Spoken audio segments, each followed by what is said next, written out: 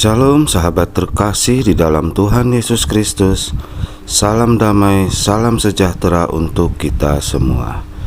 Marilah kita luangkan waktu untuk Tuhan, mendengarkan dan merenungkan firman Allah.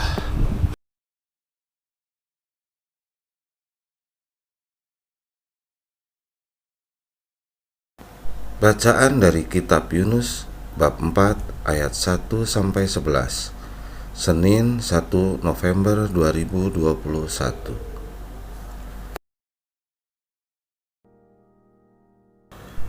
Yunus belajar menginsafi bahwa Allah mengasihi bangsa-bangsa lain. Tetapi hal itu sangat mengesalkan hati Yunus. Lalu marahlah ia.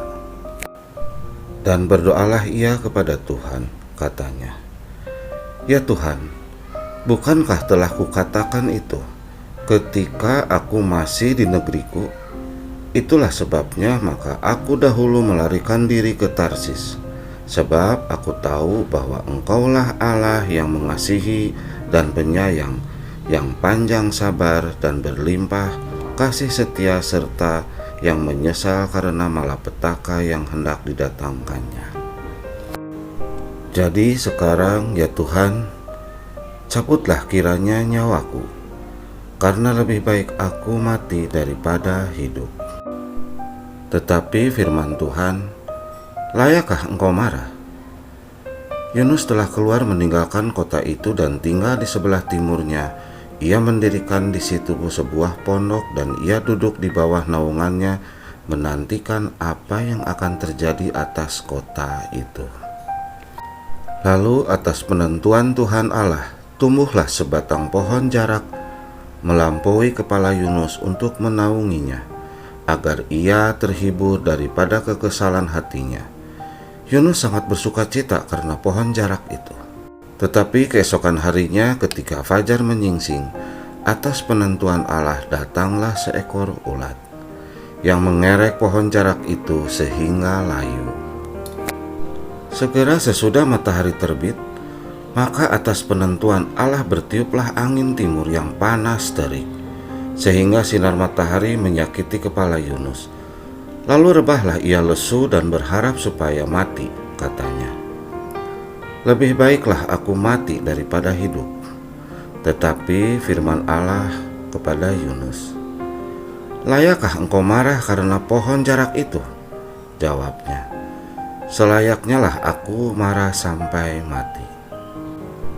Lalu Allah berfirman, "Engkau sayang kepada pohon jarak itu, yang untuknya sedikit pun engkau tidak berjerih payah, dan yang tidak engkau tumbuhkan, yang tumbuh dalam satu malam dan binasa dalam satu malam pula. Bagaimana tidak, aku akan sayang kepada Niniwe, kota yang besar itu yang berpenduduk lebih dari 120.000 orang, yang semuanya tak tahu membedakan tangan kanan dari tangan kiri, dengan ternaknya yang banyak." Demikianlah sabda Tuhan. Syukur kepada Allah. Tema hari ini adalah sepanjang hayat aku dididik. Bukankah melihat seseorang bertobat dan diampuni Tuhan adalah hal yang baik? Tidak demikian bagi Yunus. Yunus begitu kesal dan sangat marah. Niniwe, ibu kota Asyur itu ternyata bertobat, padahal kekejamannya sangat dikenal dan ditakuti bangsa lain. Yunus tidak rela jika musuh bangsanya mengalami pengampunan. Baginya lebih baik mati daripada melihat hal itu terjadi. Ia keluar kota sambil terus jengkel, menantikan kemungkinan Allah berubah pikiran. Tetapi justru Allah sedang memproses cara pikir Yunus untuk memperbaharuinya. Ia dididik tentang cinta kasih Allah. Percakapan Allah dan Yunus begitu mengesankan. Di satu sisi Yunus melakonkan pribadi yang begitu kesal, marah, benci, dan egois, sehingga Allah menanggapinya, "Layakkah engkau marah?" Di sisi lain, Allah melakonkan pribadi yang penuh kasih sayang dan kelemah lembutan.